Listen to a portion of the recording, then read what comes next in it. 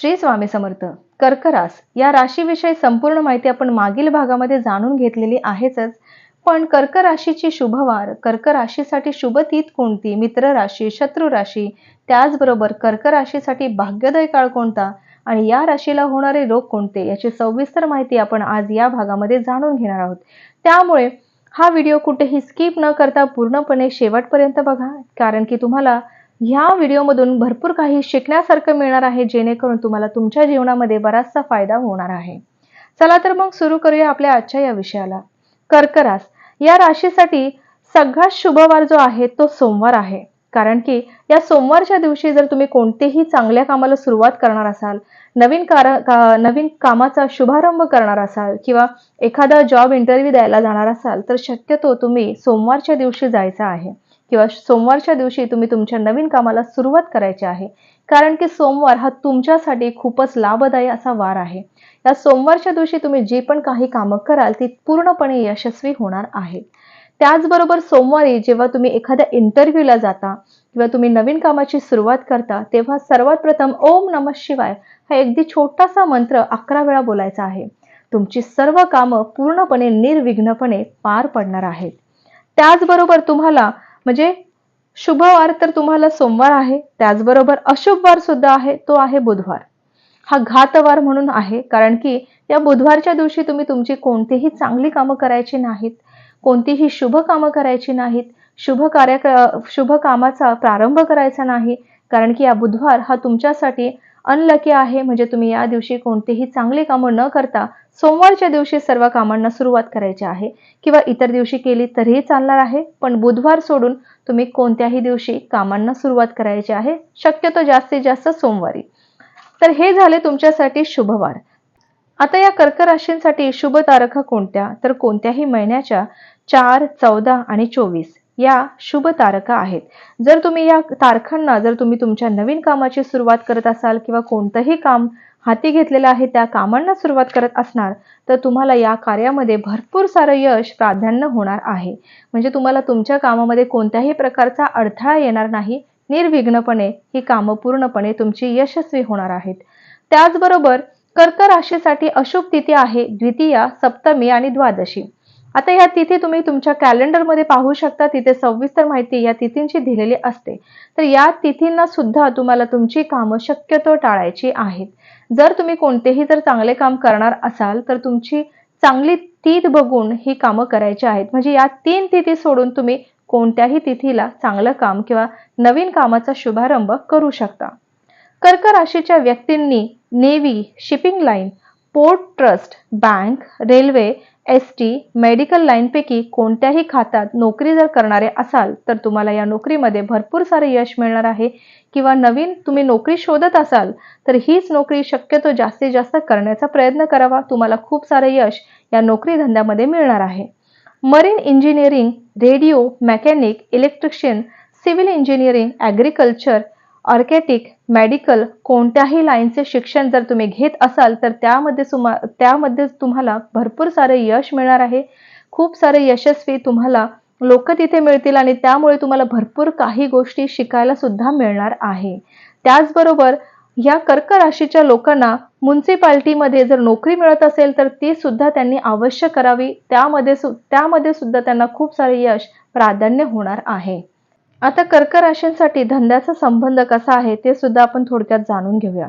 तर या लोकांनी शक्यतो कापूस, कापडाचं दुकान, मिल, शेती, बागायती, भाजीपाल्याचं दुकान, ऊस, दूध, कोल्ड्रिंक हाऊस, पिठाची गिरणी, चांदी सराफाचं दुकान, स्टील कारखाना, कागद, हातमाग, पोल्ट्री फार्म, अंड्याचं दुकान किंवा अंड्याचा व्यापार भरपूर मोठ्या प्रमाणात जर करणार असेल, तर तो सुद्धा, पुस्तकाचं दुकान, petrol pump, drawing, commercial artist, त्याचबरोबर आर्किटेक्चर, अभिनयपटू, नाट्यकला, संगीत, गायन, वादन, सतार वादन ह्यात नैपुण्य व कलावंत होण्याचे ह्या लोकांचं जास्तीत जास्त योग संभावत असतात.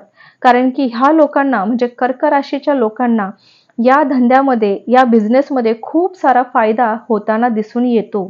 त्यामुळे शक्यतो जर तुम्ही कोणता एखादा बिझनेस चॉईस करत असाल, तर शक्यतो ह्या बिझनेसपैकी एक बिझनेस करून बघा. तुम्हाला त्यामध्ये भरपूर सारे यश मिळाल्याशिवाय राहणार नाही. कर्क लग्न व कर्क रास असून गुरुची गणकेसरी युती होत असल्यास कर्क राशींच्या व्यक्ती अतिशय मोहक, सुंदर व गोंडस चेहऱ्याच्या असतात. स्त्री अतिशय सुंदर असते व या ग्रहांवर दूषित ग्रहांची दृष्टी असल्यास या स्त्रिया चोरून वैश्य व्यवसाय करून अलोट संपत्ती सुद्धा मिळवताना दिसतात. त्याचप्रमाणे कर्क राशींच्या व्यक्तींनी प्रवाही पदार्थ, ताडीमाडी, नीरा, दारू, परमिट, नाटके, सिनेमा, थिएटरचे मालक, तमाशाचे संचालक, सार्वजनिक संस्थांचे ट्रस्टी, रूप, ताग, रेशमी, सुगंधित पदार्थ, तेल, अत्तर संबंधित जर व्यवसाय करत असाल तर तो सुद्धा तुम्हाला चालणारा आहे. आता काही ठिकाणी म्हणजे वेगळा व्यवसाय जर तुम्हाला इथे वाटत असेल तर हा व्यवसाय मी ठरवलेला नाही. हे ग्रह ठरवतात. ह्या ग्रहांनुसार हा व्यवसाय ठरवला जातो. त्यामुळे जर कोणाला काही वाईट वाटत असेल किंवा कोणाला याविषयी जर मी बोलताना जर काही चुकीचं वाटत असेल तर मी तुमच्या सगळ्यांची माफी मागते. पण मी सांगण्याचं तात्पर्य माझं असंच आहे की ग्रह ठरवतात आपल्याला आपल्या युती, आपल्याला आपला स्वभाव, आपला व्यवसाय संबंध, तसंच आपण पुढे चालत असतो.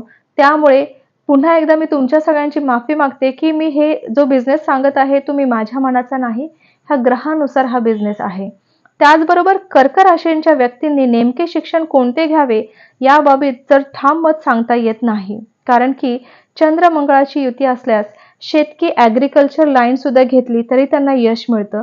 चंद्र गुरु युती असल्यास MA, IAS यासारखं जर होणार असाल तर चंद्र बुद्धी युती असल्यास B.Com व्हावं. चंद्र शुक्र युती असल्यास गायन, वादन, नाट्यकला याचं शिक्षण घ्यावं. चंद्र शनी युती असल्यास कोणतंही मेडिकल, आयुर्वेदिक, होमिओपॅथिक याची लाईन घेतली तरी त्याला म्हणजे तुम्हाला यश मिळणार आहे. राहू चंद्र युती असल्यास तुमचं शिक्षणास अडथळे येणार आहेत.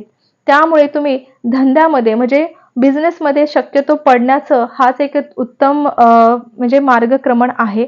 त्यामुळे शक्यतो राहू चंद्र युती असणाऱ्या व्यक्तींना शिक्षणात अडथळे येत असल्यास त्यांनी सरळ बिझनेसमध्ये एंटर करावा, जेणेकरून तुम्हाला बिझनेसमध्ये खूप सारं यश, प्राधान्य मिळणार आहे.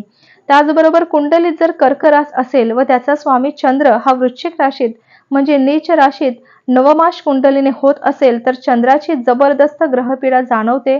कर्क लग्न वृश्चिक रास व वृश्चिक लग्न कर्क रास यांना ही पीडा प्रकर्षाने जाणवते. म्हणून सोमवारी चंद्राचं दान केल्यास ग्रहपीडा कमी होते.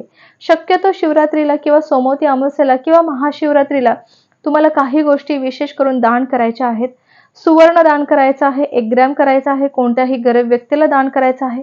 त्याचबरोबर तुम्हाला मोती दान करता आला तर एखादा मोती दान करा, तो खूप लाभदायी ठरणार आहे. तांदळाची 1 मूठ दान करायची आहे, कधीही करा. सोमवारच्या दिवशी केली तर खूपच जास्त फायदा तुम्हाला होणार आहे.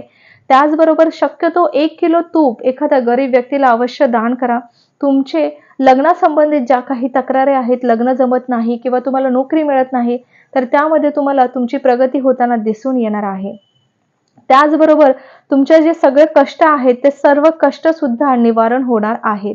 चंद्राची ग्रहपीडा शरीरावर छाती, वक्षस्थळे, पोट, हृदय यावर आहे. हृदयाचे विकार, पोटदुखीचा विकार, शीत, वात, कफ, सर्दी हे विकार तुम्हाला सातत्याने जाणवणार आहेत. त्यामुळे तुम्हाला शक्यतो शिवलीलामृत या पाठाचा जाप सातत्याने करायचा आहे. विकार काही कमी होत नाहीत, पण त्या विकारांचा तुम्हाला जास्त जो त्रास होणार आहे ना, तो सुद्धा कमी होण्यास तुम्हाला या शिवलीलामृत पठणामुळे शक्यतो कमी होणार आहे. कर्क राशींच्या व्यक्तींना उतार वयात जलोदर, पाण्याच्या संबंधित रोग, पाथरी, नारू, कॉलरा, पटकी, पोटात वात, हाडे फासळ्या संबंधित, अन्नपचन न होणे, मधुमेह, सांधिवात, गंडमाळा वगैरे सारखे रोग आढळून येतात. विशेषतः हे रोग चंद्र महादशेत विषोत्तरी पद्धतीने 10 वर्षाच्या काळात होताना दिसतात. कर्क राशीपासून मातेचे सुखदुःख, मन, बुद्धी, राजकृपा, संपत्ती, यश, कांती, सौंदर्य, छत्रमाचर, सुगंधी पदार्थ याचा विचार होताना दिसून येतो. या कर्क राशीच्या मित्र राशी आहेत सिंह, मिथुन, कन्या. या राशीपासून या राशींच्या लोकांना म्हणजे कर्क राशींच्या लोकांना खूप सारा फायदा होताना दिसणार आहे. त्याचबरोबर कर्क राशीची शत्रू राशी आहे वृश्चिक, कुंभ. ही त्यांची भरपूर प्रमाणात शत्रू रास आहे. त्यामुळे तुम्हाला या वृश्चिक आणि कुंभ राशीपासून खूप त्रास आणि कटकटी होताना दिसून येणार आहेत. म्हणजे या राशींच्या लोकांपासून तुम्हाला थोडंसं लांबच राहायचं आहे. कर्क राशीचा विशेष भाग्योदय काळ आहे वय वर्ष 24 ते 48 या वयात तुमचा भाग्योदय काळ चालू होणार आहे आणि 24व्या वर्षी तुमचं आयुष्य स्थिर होऊन तुम्हाला भरपूर सारा लाभ होताना दिसून येणार आहे. शक्यतो कर्क राशीच्या लोकांनी पश्चिमेकडे तोंड करून त्यांच्या कामांना सुरुवात करायची आहे किंवा तिकडे तोंड करून तुम्ही तुमच्या कामांना किंवा काम जर करत असाल किंवा अभ्यास करत असाल, विद्यार्थ्यांनी अभ्यास करताना पश्चिम दिशेला तोंड करून अभ्यास करायचा आहे. जेणेकरून केलेला अभ्यास हा पूर्णपणे लक्षात राहणार आहे. आणि जर तुमचा एखादा बिझनेस असेल, तुम्ही किंवा नोकरी-धंदा करत असाल, तर पश्चिमेकडे तोंड करून तुम्हाला बसायचं आहे. जेणेकरून तुम्हाला तुमच्या कामामध्ये भरपूर सारे यश मिळणार आहे. तर अशा पद्धतीने ही कर्क रास आहे. या कर्क राशीमध्ये तुम्हाला सोमवार खूप लकी वार आहे आणि तुम्हाला जास्तीत जास्त भगवान शंकरांची पूजा अर्चा मनोभावे करायची आहे. शिवलीलामृत हे पुस्तकाचं वाचन तुम्हाला करायचं आहे. नाही जमलं तर 11वा अध्याय तरी सातत्याने जाप करत राहा. जेणेकरून तुमच्या जीवनातल्या ज्या सर्व काही अडचणी आहेत त्या कमी होण्यास मदत होणार आहे. अडचणी ह्या प्रत्येकाच्या जीवनात असतात. त्या निघून जात नाहीत, पण त्याचा प्रभाव आपण कमी करू शकतो मंत्र जापामुळे. चला तर मग भेटूया पुन्हाच अशा एका नवीन राशीसोबत. तोपर्यंत श्री गुरुदेव दत्त, श्री स्वामी समर्थ महाराज की जय.